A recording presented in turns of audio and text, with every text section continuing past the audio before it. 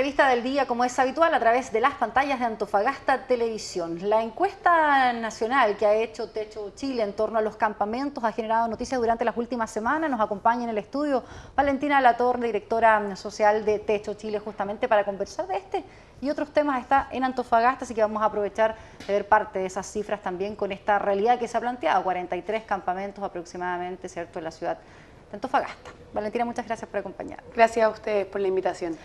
¿Qué importancia tiene esta encuesta cuando uno de inmediato va y la compara o hace, cierto, el paralelo con datos que provienen generalmente de el MIMBU o desde el gobierno? Porque entendería que es la única fundación que de alguna manera hasta ahora trabaja, ¿cierto?, levantando encuestas o este tipo de datos. Sí, nosotros lo que hacemos es que actualizamos cada 6 meses la información en los campamentos de todo el país y por supuesto, como lo hacemos cada muy poquito tiempo, suele haber cierta diferencia, pero también tiene que ver con cómo nosotros definimos la metodología y eso arroja algunas diferencias. Ahora, para nosotros es muy importante señalar que hoy día, en particular en Antofagasta, estamos buscando realizar un trabajo coordinado con el gobierno regional que nos permita complementar los datos y poder tener una estrategia mucho mejor para terminar con los campamentos. ¿Cómo se valida justamente esa metodología o si la comparamos también con los datos y el levantamiento de datos que hace el gobierno hasta este momento? A ver, es que nosotros tenemos dos cosas. La primera es un catastro que es de conteo de cantidad de campamentos y de familias, y la segunda es esta encuesta que tú mencionabas al inicio, que es una encuesta de caracterización sociodemográfica de las familias. A nivel regional, también desde el gobierno regional se está haciendo una segunda encuesta que nos va a ayudar porque la nuestra es en los campamentos en los que trabajamos, entonces una muestra de algunos de los campamentos y la idea es que podamos complementar ambas y poder tener una visión mucho más global. Eso que se está haciendo a nivel local aquí en la región es algo que no está sucediendo en el resto de las regiones y que sin duda debe ser ejemplo a seguir en el resto del país. ¿Por qué se da eso en particular, Valentina? Nosotros tenemos claro también un diagnóstico, pero tal vez sería bueno esa visión que tú puedas entregar de la realidad tan particular que tiene Antofagasta en la conformación de campamentos, en cómo se han ido levantando y de un año a otro, cómo varía también esa cifra. Aquí en Antofagasta yo creo que es de las regiones donde hay más factores que intervienen en la conformación de campamentos. En general, en el resto del país uno tiene 4 o 5 factores que son fundantes, como es el trabajo, que muchas veces es muy precario, la calidad de los estudios a los que se accedió, el allegamiento. Aquí en Antofagasta confluyen 2 factores fundamentales. El primero tiene que ver con que el arriendo es muy alto y no se tienen proyectos de vivienda social, hace mucho tiempo que no se construyen nuevos proyectos. Y eso obviamente hace que miles de familias migren hacia los cerros, conformen sus propios campamentos, pero también hay otro factor que es importante en la región y que es la migración interna y externa hacia la región. Dada la minería, dada oportunidades laborales distintas, muchas familias se vienen a la región y al no poder acceder a un arriendo o a una vivienda, viven en campamentos. Ahora, el número... porque reducir muchas veces un fenómeno que es tan complejo, ¿verdad?, a cifras finalmente ayuda así a levantar políticas. Cuando uno dice que este crecimiento, pasar de un año a otro, el promedio 10 campamentos aumentan, ¿cómo ven ustedes a futuro que esto pueda seguir si no se toman algunas medidas con prontitud en Antofagasta? Aquí nosotros vemos que con este plan de superación de campamentos que estamos trabajando junto con el gobierno regional, es posible hoy día ponerle un freno y poder tener solución a la familia. Esto no es una prioridad en Chile.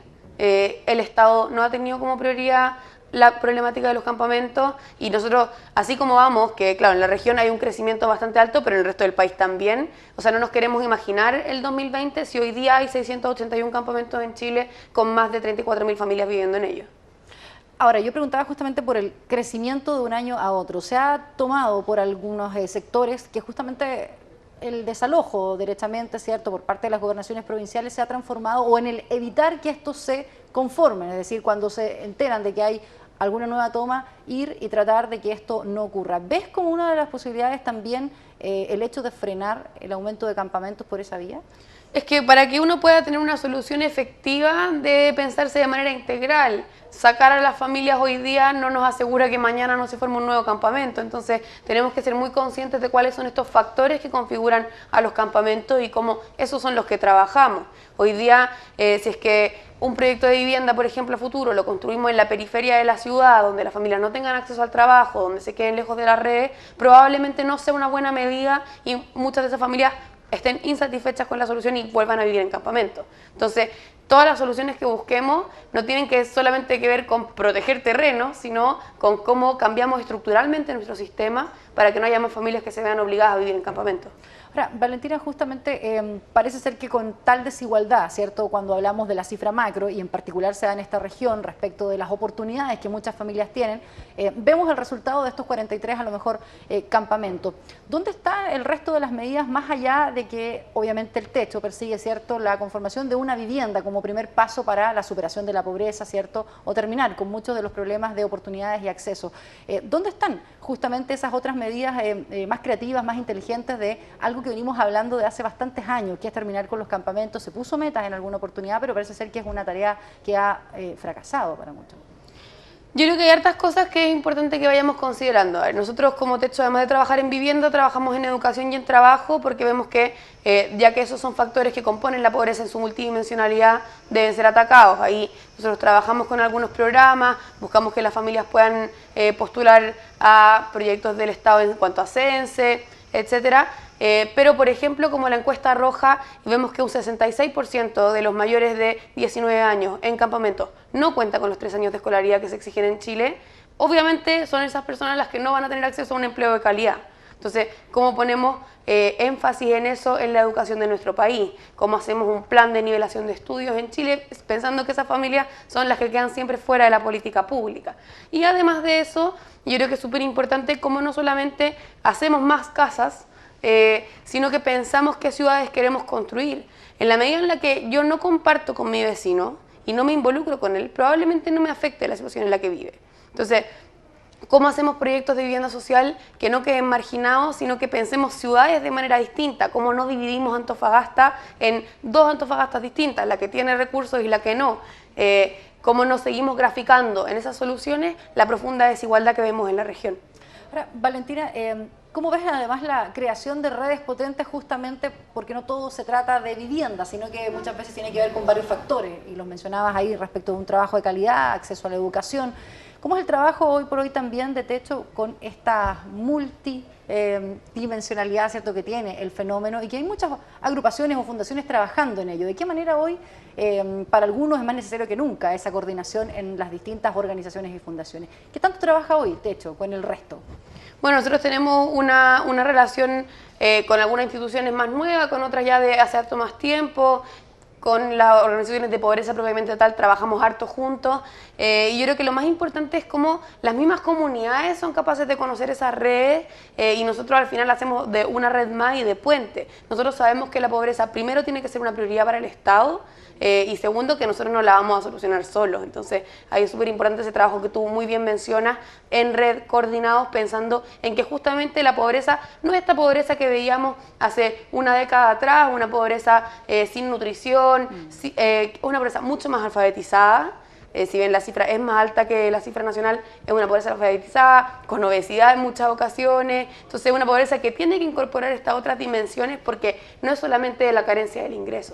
Ahora, ¿qué rol, a tu juicio, debiesen cumplir las industrias y en esta zona las empresas mineras respecto de mirar este fenómeno? Cuando hablamos, ¿cierto?, de la solidaridad, de responsabilidad social empresarial o de involucrarse con lo que pasa en una zona, hay muchos que miran como un trabajo que no es conjunto hoy día.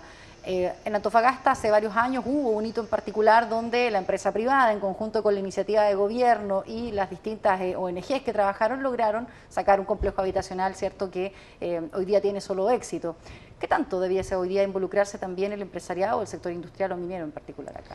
Nosotros como Techo hacemos esa invitación también, hacemos la invitación tanto a la sociedad civil como al Estado como a las empresas de vincularse, sobre todo porque cuando uno está inserto en un contexto tiene responsabilidades para con ese contexto y es importante que así lo asuman cualquier empresa que esté en un lugar en específico, en este caso las mineras, por ejemplo.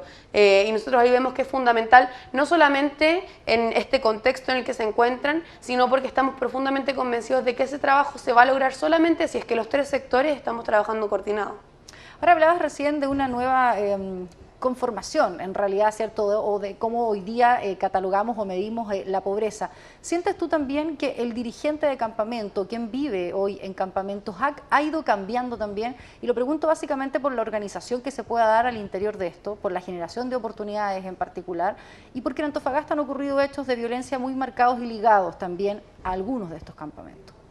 De todas maneras, yo creo que hoy día, y es lo que nosotros también buscamos, es un dirigente que se empodere, que primero se entienda como sujeto de derecho y que a partir de eso pueda organizarse junto a su comunidad y junto a las comunidades del lado en el momento de trabajar en conjunto, de exigir los derechos que tienen, y ahí para nosotros es fundamental cómo trabajan entre ellos junto a las comunidades.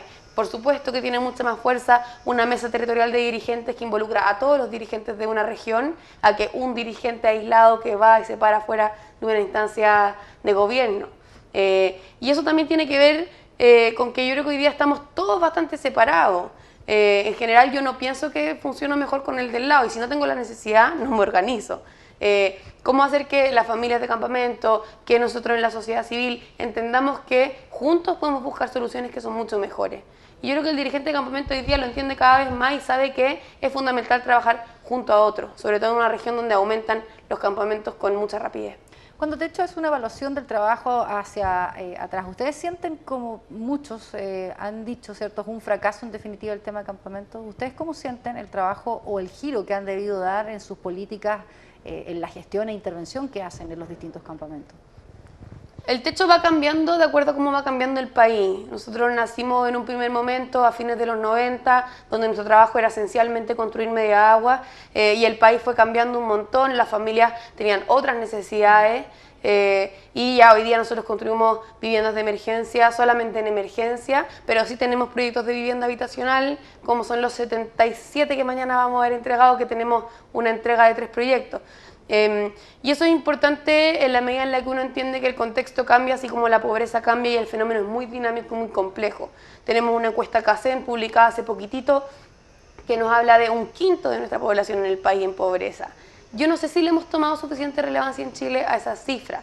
Nosotros como Techo estamos absolutamente convencidos de que tenemos que salir con mucha más fuerza a problematizarlo, a denunciarlo, a trabajar en conjunto, porque claramente hasta el momento no ha sido efectivo todo lo que se ha realizado y hay que ponerle más fuerza que nunca. ¿Cuál es ese eje hoy? ¿Cuál es esa meta en Techo? Hoy día es terminar con las condiciones estructurales que generan que miles de familias vivan en campamentos. Esto implica el trabajo que hacemos semana a semana junto a las comunidades desde el voluntariado, pero también una incidencia en política mucho más fuerte en cada una de las instancias.